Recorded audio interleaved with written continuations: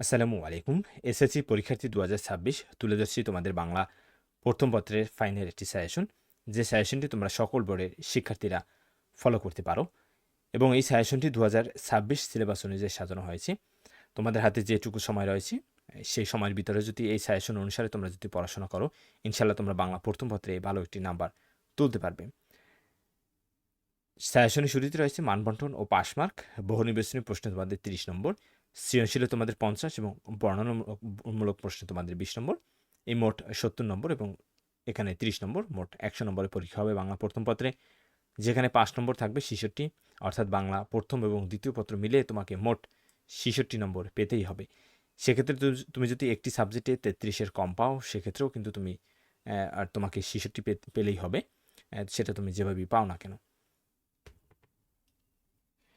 এরপরে সিকিউ এবং এমসিকিউর যে ব্যাপারটা, সেটা হচ্ছে গদ্য থেকে তোমার ৪টি সিকিউ থাকবে, অর্থাৎ সৃজনশীল প্রশ্ন। অবশ্যই তোমাকে ২টি লিখতে হবে এবং এই গদ্য অংশ থেকে তোমাকে ১৫টি এমসিকিউ অর্থাৎ বহু নির্বাচনী প্রশ্ন দেয়া হবে। পদ্য অর্থাৎ কবিতা থেকে ৪টি এবং ২টি প্রশ্নের অ্যান্সার অবশ্যই করতে হবে এবং এখান থেকেও তোমাকে ১৫টি এমসিকিউ উত্তর দিতে হবে। মোট প্রশ্ন থাকবে ৮টি এবং মোট উত্তর দিতে হবে ২টি করে ৪টি এবং একটি যে কোনো বিভাগ থেকে, অর্থাৎ তোমাকে একটি যে কোনো বিভাগ থেকে অ্যান্সার করতে হবে। মোট ৫টি প্রশ্নের উত্তর দিতে হবে। সহপাঠ থেকে তোমাকে বর্ণনামূলক প্রশ্ন দেওয়া হবে ৪টি, যেখান থেকে অবশ্যই তোমাকে ২টি প্রশ্নের অ্যান্সার করতে হবে এবং এখানে তোমাদের মার্কস থাকবে ২টি প্রশ্নে ২০ মার্কস। এরপরে তোমাদের সিলেবাসে যে সকল গদ্য এবং পদ্য রয়েছে সেগুলো এখানে দেওয়া হয়েছে বা উল্লেখ করা হয়েছে। সেগুলো হলো নাম্বার ১-এ রয়েছে সুবা, ২-এ রয়েছে বই পড়া, ৩-এ রয়েছে নিমগাছ, ৪-এ রয়েছে প্রতুপকার, ৫-এ রয়েছে একুশের গল্প, ৬-এ রয়েছে আমাটির ভেপু, ৭-এ রয়েছে মানুষ মোহাম্মদ সাল্লাল্লাহু আলাইহি সাল্লাম, ৮-এ রয়েছে শিক্ষা ও মনুষ্যত্ব, ৯-এ রয়েছে প্রবাস বন্ধু। এরপরে পদ্মে রয়েছে জীবন বিনিময়, উমর ফারুক, বৃষ্টি, কপোতাক্ষ নদ, সেই দিন এই মাঠে বসে, আমি কোনো আগন্তুক নই তোমাকে পাওয়ার জন্য, হে স্বাধীনতা। এবং সহপাঠ থেকে তোমার উপন্যাস রয়েছে শুধু, সেটা হলো ১৯৭১।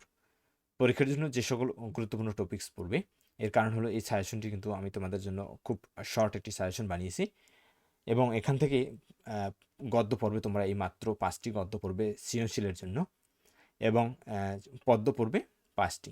সেগুলো হলো গদ্য থেকে যে সকল টপিক্সগুলো তোমরা পড়বে সেগুলো হলো সুবা, আমাটির ভেপু, প্রতুপকার, বই পড়া এবং শিক্ষা ও মনুষ্যত্ব। কবিতা থেকে যে সকল বিষয় তোমরা পড়বে সেটা হচ্ছে জীবন বিনিময়, কপোতাক্ষ নদ, তোমাকে পাওয়ার জন্য হে স্বাধীনতা, সেই দিন এই মাঠ, উমর ফারুক। এবং উপন্যাস যেহেতু একটা রয়েছে তোমাকে অবশ্যই একটি পড়তে হবে। এখন বিষয় হচ্ছে তাহলে এই ৫টি ১০টি আমরা পড়লাম, তাহলে বাকি যে টপিকগুলো রয়েছে এখানে সেগুলো কি হবে বা সেগুলো পড়ার কি প্রয়োজন নেই? অবশ্যই পড়বে তোমরা, সেগুলো পড়বে এমসিকিউর জন্য। আর আমি যে সকল টপিকসগুলো আমি তোমাদেরকে দিয়েছি সেগুলো মূলত ফোকাসে রাখবে তোমাদের, অর্থাৎ এখান থেকে যদি সৃজনশীল আসে বা এই সকল অধ্যায় থেকে যে সকল সৃজনশীলগুলো আসবে সেগুলো তোমরা অ্যান্সার করবে এবং বাকি যে অধ্যায়গুলো রয়েছে সেগুলো শুধু এমসিকিউর জন্য তোমরা পড়ে যাবে। অর্থাৎ এখানে যে 10টি অধ্যায় 10টি টপিকস দেওয়া হয়েছে, সেই 10টি টপিকস তোমরা ফোকাসে রাখবে যে এই সকল টপিকস থেকে যদি সৃজনশীল আসে সেগুলো তোমরা অ্যান্সার করবে। আর বাকি যে টপিকসগুলো রয়েছে সেই টপিকসগুলো তোমরা শুধু এমসিকিউর জন্য ভালোভাবে দেখে যাবে। সাজেশনের টপিকসগুলো মূল বইটি থেকে ভালো করে পড়বে এবং ২০২৩, ২৪ এবং ২৫ সালে যে বোর্ড প্রশ্নগুলো রয়েছে সেগুলো তোমরা পড়বে বা অনুশীলন করবে। এর কারণ হচ্ছে তোমরা বলতে পারো যে আমরা তো মেন বুক থেকে প্রশ্ন আসে, মেন বুকই আমরা পড়ব, কেন আমরা বোর্ড প্রশ্নগুলো দেখব? আসলে বোর্ড প্রশ্নগুলো দেখার প্রয়োজন রয়েছে। এর কারণ হলো তোমাদের প্রশ্নর প্যাটার্ন বা ধরন বুঝতে হলে অবশ্যই তোমাকে বোর্ড প্রশ্নগুলো কিছু সলভ করতে হবে বা দেখতে হবে যে প্রশ্নটা আসলে কিভাবে আসে বা কিভাবে করা হয়। এই অর্থাৎ প্রশ্ন সম্পর্কে তোমাদের সুন্দর একটি আইডিয়া বা চমৎকার একটি ধারণা পেতেই আসলে বোর্ড প্রশ্নগুলো তোমরা দেখে যাবে। এরপরে সৃজনশীলের যে ফাইনাল সাজেশন সেটা হবে সিলেবাস অনুযায়ী মূল বইটির যে টপিকসগুলো রয়েছে সেই টপিকসগুলো খুব চমৎকারভাবে এবং খুব মনোযোগ সহকারে পড়বে এবং তোমরা দাগিয়ে পড়বে। পরবর্তীতে তোমরা সেই পয়েন্টগুলো ভালোভাবে পড়ার চেষ্টা করবে। এরপরে তোমরা বিগত সালের প্রশ্নগুলোও কিন্তু দেখতে পারো। সেটা ২২ হতে ২৫ পর্যন্ত যে বোর্ডগুলো রয়েছে তোমরা সময় পেলে সেগুলো দেখে যাবে। কিন্তু তোমরা যদি মূল বইটি ভালো করে পড়ে যাও তাহলে আমি মনে করি এই যে প্রশ্নগুলো সেগুলো অর্থাৎ বোর্ড প্রশ্নগুলো তোমরা নরমালি দেখে গেলেই হবে। এর কারণ হলো তোমাদের প্রশ্নের যে ধরন বা প্রশ্ন প্যাটার্ন সম্পর্কে সুন্দর একটি আইডিয়া চলে আসবে। এরপরে সাপ্লিমেন্ট বা টেস্ট পেপার থাকলে তোমরা সেখান থেকে টপ 10 স্কুলের যে এমসিকিউগুলো রয়েছে সেগুলো তোমরা ইচ্ছে করলে দেখতে পারো। কিন্তু তোমার যে মূল যে কাজ বা সবচেয়ে যে গুরুত্বপূর্ণ যে বিষয়টি সেটা হচ্ছে সিলেবাস অনুযায়ী মূল বইটি ভালো করে পড়বে। আমি আবারও বলছি, তোমরা মূল বইটি ভালো করে পড়বে। মূল বই ছাড়া কোনো বিকল্প নেই। তুমি মূল বই পড়ার পরে যদি তুমি গাইড বা তোমার টেস্ট পেপার পড়ার সময় পাও তো পড়বে, নাহলে সেটা পড়ার প্রয়োজনই নেই।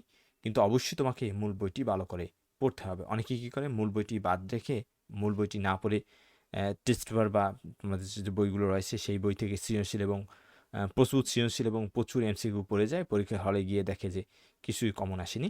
আসলে মূল বইয়ের বাইরে কমন আসা একেবারে অনিশ্চিত। এর কারণ হচ্ছে মূল বই থেকেই কিন্তু প্রশ্ন করা হয়। আর আমি যে বোর্ডগুলোর কথা বলেছি সেটা আবারও ক্লিয়ার করছি তোমাদের, যে বোর্ডগুলো দেখার প্রয়োজন এই জন্য তোমরা দেখবে, তোমরা পরীক্ষায় যে কমন পাবে সেই উদ্দেশ্যে না, তোমরা দেখবে এই উদ্দেশ্যে যে প্রশ্নের ধরন বা প্রশ্ন প্যাটার্নটা কীভাবে আসে সেটা ধরার জন্যই কিন্তু তোমাকে আমি বা তোমাদেরকে আমি বোর্ড প্রশ্নগুলো দেখতে বলেছি। এই নয় যে তোমরা বই বাদ দিয়ে বোর্ড প্রশ্নগুলো শুধু পড়ে যাবে। অবশ্যই পড়তে হবে, সেটা হচ্ছে শব্দার্থ ও পাঠ পরিস্থিতি।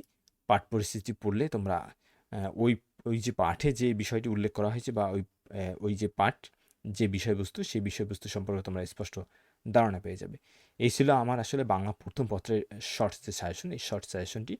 ইনশাল্লাহ তোমরা এই সাজেশন অনুসারে যদি পড়ো, খুব অল্প সময়, আমি যে বলেছিলাম যে তোমাদের যে শর্ট টাইম বা তোমাদের খুব যে অল্প সময় রয়েছে সেই অল্প সময়ের ভিতরে তোমরা ভালো একটি প্রিপারেশন নিতে পারবে। অনেকেই অনেক ধরনের সাজেশন দিয়ে থাকে যে এগুলো পড়লে 100% কমন, এগুলো পড়লে 30টি এমসিকিউ কমন, 5টি সৃজনশীল কমন। আসলে এগুলো গ্যারান্টি কেউ দিতে পারে না। তোমার কাজ হলো তুমি মূল বইটি ভালো করে পড়ে যাও। আর আমি যে 10টি টপিক্স দিয়েছি সেগুলো তোমরা ফোকাসে রাখবে শুধু সৃজনশীলের জন্য। ইচ্ছে করলে তোমরা এর বেশি পড়তে পারো বা তোমরা এগুলো পরিবর্তন করে পড়তে পারো। কিন্তু তোমরা যেটাই পড়ো না কেন সেটা ভালো করে পড়বে। আশা করি পরবর্তী সাজেশনগুলো দেখবে, ইনশাল্লাহ তোমরা আমার এই সাজেশন থেকে যথেষ্ট পরিমাণে উপকৃত হবে। ধন্যবাদ সবাইকে ভিডিওটি দেখার জন্য।